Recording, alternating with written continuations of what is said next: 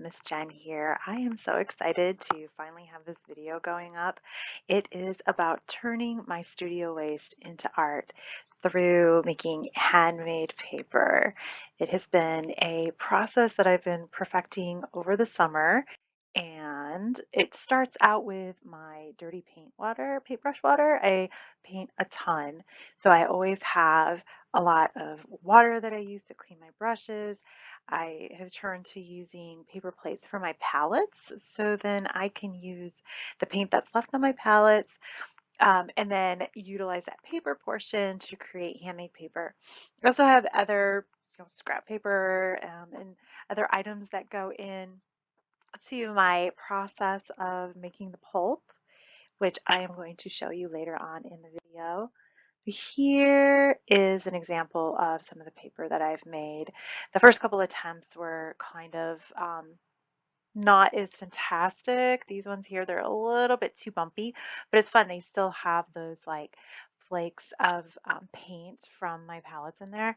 Purple happens to be my favorite color, so here and here are examples of some of my favorite purple paper that I have created. Now I have a video to show you of part of this paper making process, a video within the video, and it is super messy, this whole process. I double glove. I have clear plastic gloves like you'd see lunch lady wear, and then I put on the rubber dishwasher gloves because I just don't want, it's just gross.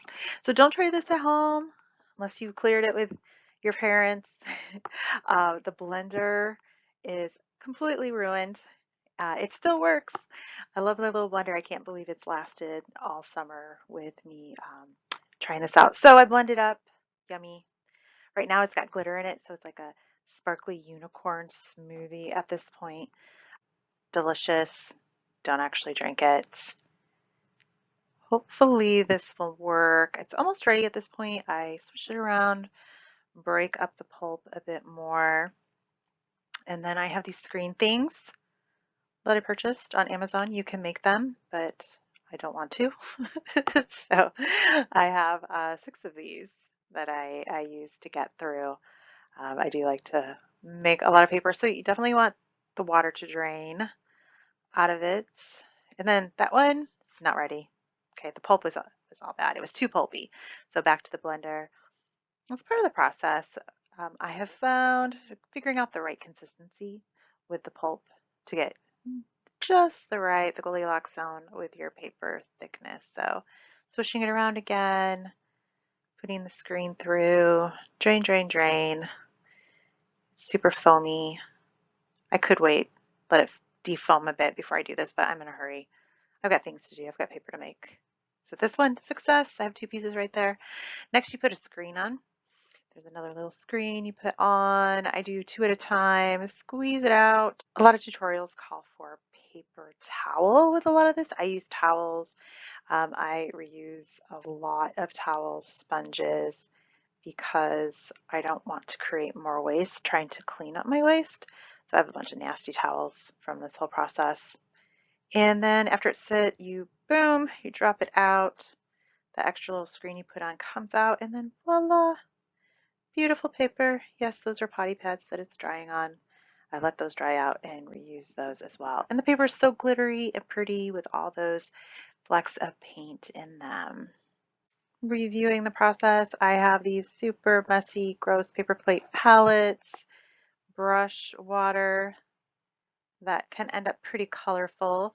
So then over here, I have them soaking in yogurt containers, which there is no end to in our home. Then from there, it goes into the completely ruined blender, making it into some pulp. This one for this particular paper that I'm running is the sparkly purple unicorn smoothie is what I like to call it. Paper comes out so awesome. I have about 6 of these little screen things that I'm squiggling for putting it into the pulp. Remember, we got to drain, drain, drain. You put that second screen on.